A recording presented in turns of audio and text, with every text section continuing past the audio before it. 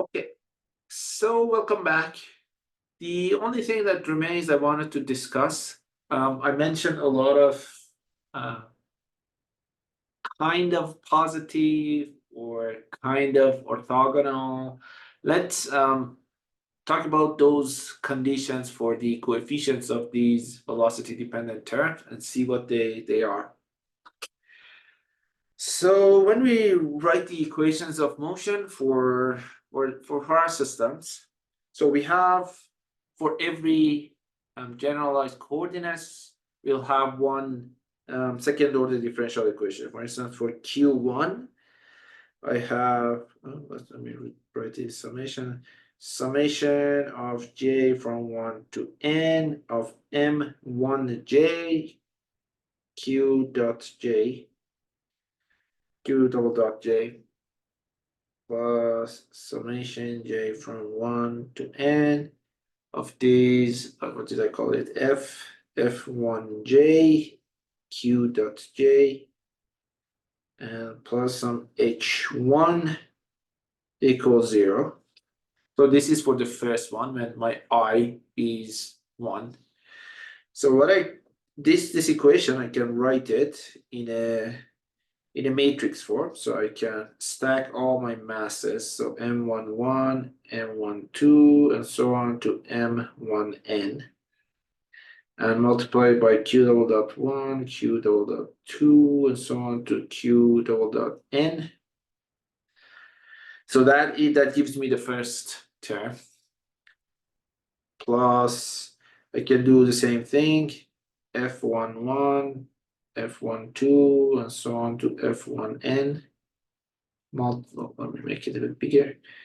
Multiply by q dot 1, q dot 2, and so on, q dot n. And finally, what are the rest of them? h1, h2, oh no, I only have one. Plus h1 equals 0. So say this is for first generalized coordinate. For the second one, I also have similar form. It would be m21 and so on, m2n, multiplied by the same vector plus f21, f22, f2n, multiplied by the same vector plus h2 equals 0, and so on.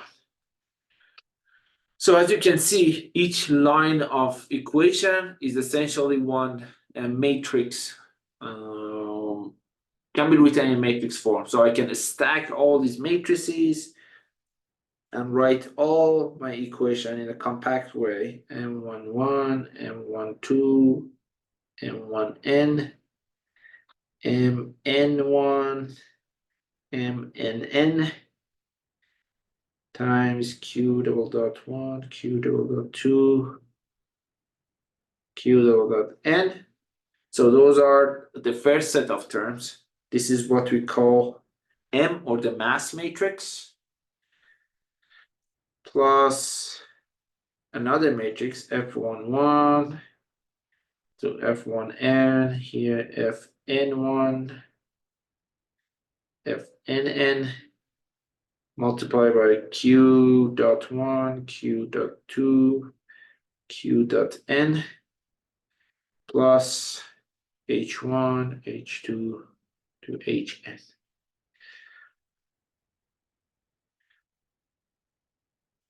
Equals 0.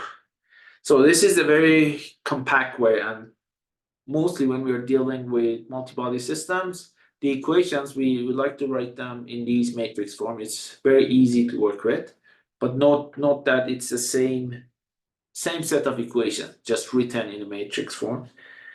So I have m, this is the vector of q double dot, and let's call it a for now, multiplied by q dot, plus some other terms equals 0.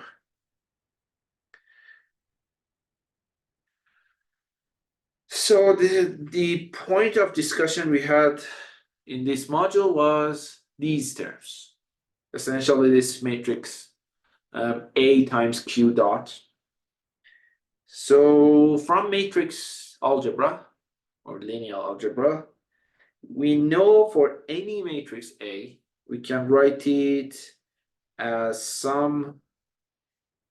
a summation of two matrices. One of them is, well, I'm gonna do this. C, one matrix is symmetric, and the other one, G, is what is called skew symmetric. So this symmetric means if you transpose a matrix, it's equal itself, or in other words, Cij equals Cji. And a skew symmetric means if you transpose it, oops, it's G, it's negative of itself. Or in other words, Gij equals minus Gji. And multiplication of these two matrices by Q dot gives us those two effects. The CQ dot are the dissipative effects, and GQ dot are our gyroscopic effects. Well, before that, for this to be dissipative, matrix C has to be something called positive definite.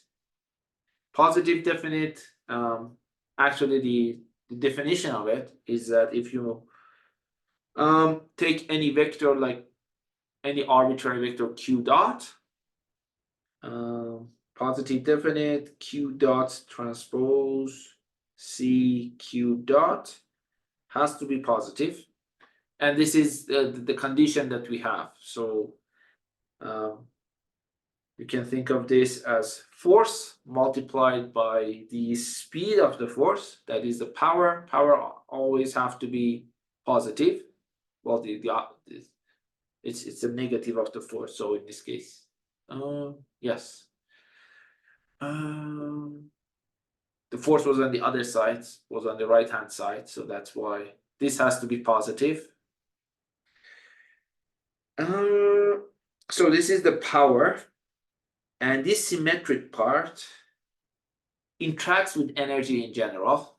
If your matrix C is positive definite, means that these interaction of your system with external world has a dissipative nature, and always the energy decreases. But this sometimes doesn't happen, not necessarily. The skew symmetric part, this one does not interact with energy. So that is a property of these gyroscopic forces that do not change the energy of the system. You don't either add or subtract energy from the system. So yeah, I think that's all I wanted to say. I wanted to concretely define what we mean by kind of positive. It means the coefficient Cij has to come from a matrix where the matrix is positive definite or positive semi-definite. Semi-definite would be this equals 0. So,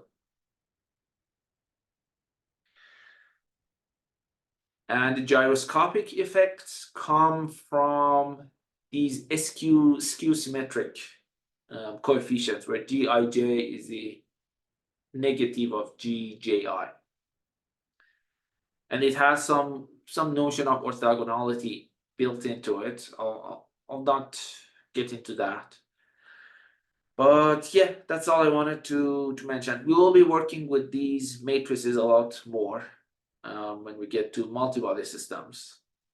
In those cases, there are a lot equations look a lot nicer if we work with the matrix notation. So, all right, that is all I have. I'll see you soon.